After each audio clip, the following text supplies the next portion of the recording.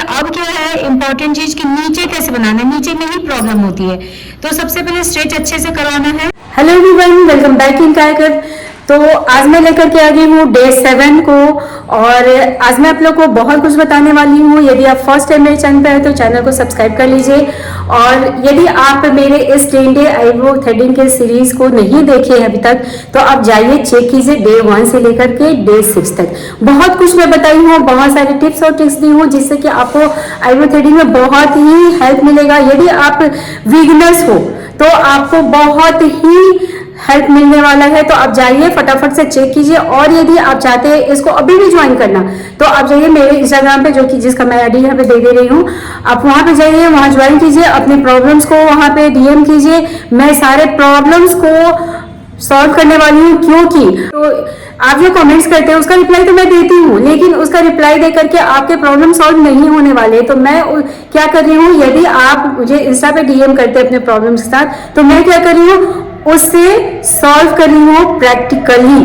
तो जाइए फटाफट से डे 1 से लेकर के डे 6 तक को चेक कीजिए और अपने प्रॉब्लम्स को दूर कीजिए, और जाइए इंस्टा पे और उसे फॉलो करके वहां पे डीएम कीजिए और अपने डाउट्स को क्लियर कीजिए। तो चलिए आज मैं आप लोगों को बता रही हूँ राइट आईब्रो और भी बहुत कुछ, बहुत सारी टिप्स एंड ट्रिक्स। तो लास्ट तक वीडियो को देखिए, अच्छा लगे तो लाइक कमेंट शेयर जरूर कीजिएगा। तो चलिए लेकर चलते हैं वीडियो की तरफ। तो देखिए मैं आ गई आप लोग को बताने के लिए कि राइट आईब्रो कैसे बनेगा। तो इस तरीके से यहाँ पे सबसे पहले जैसा कि मैं बताती हूँ कि बढ़े हुए हेयर को कट करना है, तो कट कर लेना है। और इसके बाद धागा बनाना तो आप सीख चुके हैं, अगर नहीं सीखे हैं तो जाइए डे 1 और 2 को चेक कीजिए, या फिर आप फॉलो कर रहे हैं तो पूरे को चेक कीजिए A1 से लेकर के अभी तक के डे 6 तक को।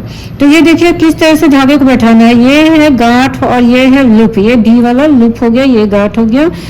तो इस तरीके से यहाँ पे धागे को रखना है, और देखिए जैसे गांठ जहां तक गया गया गया, और ये जब ये जो धागा ये ऐसे नहीं आ गया, और इससे क्या हो गया बहुत अच्छे से ग्रिप बन जाता है हेयर के बीच में, क्योंकि ये हेयर अक्सर फिसल जाता है। और इसके बाद मैं इसे लेफ्ट हैंड को जब प्रेस की तो ये धागा आगे की तरफ बढ़ा और पूरा हेयर बहुत ही अच्छे से निकाल दिया। तो ये आप देख सकते हैं कि ऊपर का शेप हो गया। कितनी बार में, 1 से 2 बार में। देखिए फिर से एक बार मैं फ्रेश लुक दे देती हूँ, ऐसे की, और फिर सेम चीज, और फिर ये तो ऊपर का शेप हो गया। तो आज मैं आप लोगों को बता रही हूँ राइट आईब्रो, तो राइट साइड में खड़े होकर काम करना है। यहाँ तक आगे में आज तक, तो यहाँ तक मैं आ गई, और इसके बाद मैं करी हूँ आज के इधर का शेप। और इधर का शेप करने के लिए देखिए समटाइम आप कभी कभी नीचे से क्लाइंट से पकड़वा सकते हैं। जब भी ऐसा स्किन होने लगे ना तो आप पकड़वा लीजिए, आप नीचे से खींचिए ऐसे। तो इस तरीके से आपको नीचे से ऐसे खिंचवा लेना है। देखिए इस तरह से मैं यहाँ पे नीचे से स्ट्रेच करवा दी, और ऊपर का शेप देखिए कितना अच्छा हो गया। तो इसी तरीके से आपको काम करना है, तो इस तरह से आपका शेप बहुत ही अच्छे से आ जाएगा। अब चलिए अब क्या है इम्पोर्टेंट चीज कि नीचे कैसे बनाना है, नीचे में ही प्रॉब्लम होती है। तो सबसे पहले स्ट्रेच अच्छे से करवाना है, तो आप क्लाइंट से स्ट्रेच करवा लीजिए, यदि आपके पास कोई और है तो उससे भी स्ट्रेच करवा सकते हैं। तो यहाँ से तेज खिंचवाना है, यानी कि ज्यादा प्रेशर होना चाहिए, अच्छे से खींचिए यहाँ से। और इसके बाद आपको नीचे से एकदम हल्का लाइट प्रेशर करवाना। ये सारे चीज को मैं बता चुकी हूँ डे 1 से लेकर डे 6 तक में। तो यदि आप नहीं देखे तो उसे जाइए और चेक कीजिए।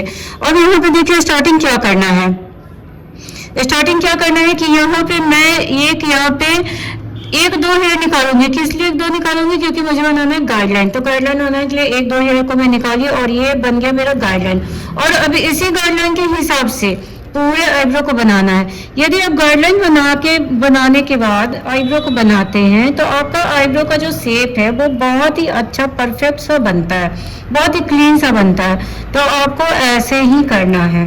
तो इस तरह से देखिए मैं यहाँ पे यहाँ से यहाँ तक आ गई, और उसी गाइडलाइन के हिसाब से मैं चल रही हूँ। थोड़े थोड़े हेयर को ले रही हूँ धागे में और आगे बढ़ते जा रही हूँ।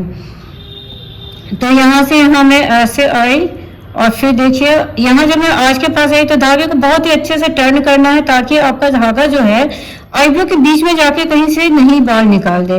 तो इस तरीके से मैं यहाँ आई, और फिर देखिए 1-1 2-2 बाल को लेके, तो इस तरीके से यहाँ तक मैं आ गई। और अब देखिए यहाँ से यहाँ नीचे का शेप करना है। ये हेयर, ये हेयर, ये इस तरह से थोड़े थोड़े हेयर को आप निकालिए। यदि आप बिगनर्स है तो आप थोड़े थोड़े हेयर को निकालिए और शेप कर लीजिए। और ये रहा एक्स्ट्रा हेयर, और एक्स्ट्रा हेयर को इस तरीके से मैं निकालिए। तो इस तरह से आज मैं बताइए आप लोग को राइट आईब्रो। यदि राइट आईब्रो से रिलेटेड या किसी भी तरह का कोई प्रॉब्लम हो तो इंस्टा पे जाइए और मुझे डीएम कीजिए। मैं उससे आपके प्रॉब्लम से रिलेटेड वीडियोस नेक्स्ट डे जरूर बना के आप लोग को दूंगी।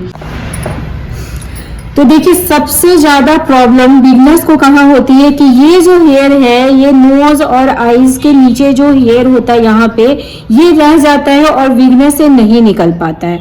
तो आज मैं यही बता रही हूँ, इसके लिए आपको करना क्या है, आपको सिर्फ ऊपर से स्ट्रेच करवाना है। जब ऊपर से स्ट्रेच करवाएंगे तो ये क्या है, ये बोन है, बोन पे आपका ये हेयर आ जाता है। स्ट्रेच अच्छे से करवाना है, इस चीज पे ध्यान देना है। और इसके बाद आपको थ्रेड से इसे निकाल देना। अब आपको क्या करना, नीचे से स्ट्रेच नहीं करवाना है। यही ट्रिक है, इस ट्रिक से आपको बहुत ही हेल्प मिलेगा। तो ये क्वेश्चन था विनीता विलास का, जिससे कि आप लोग भी हेल्प यहाँ पे ये रिप्लाई दे रही हूँ कि आप इस तरीके से कीजिएगा, क्योंकि जो भी आप क्वेश्चन पूछते हैं मैं कोशिश करती हूँ कि आपको प्रैक्टिकली समझा सकूं। तो ये देखिए आपका आज इसका सॉल्यूशन मिल गया होगा, आज आपका प्रॉब्लम सॉल्व हो गया होगा। और आपके जैसे जितने भी बिजनेस होंगे उन सभी का ये प्रॉब्लम सॉल्व हो गया होगा कि यहाँ का नोज के पास का, नोज और आईब्रो के बीच का, यहाँ और यहाँ के बीच का हेयर को कैसे निकाला जाए। तो सिंपल सा ट्रिक है, स्ट्रेच कीजिए एंड आप थ्रेड से इसे निकाल दीजिए। देखिए मैं कई बार आपको एक ही चीज बताई, आई थिंक आपका आज प्रॉब्लम सॉल्व हो गया होगा। तो चलिए मिलती हूँ अब नेक्स्ट डे में। Thank you.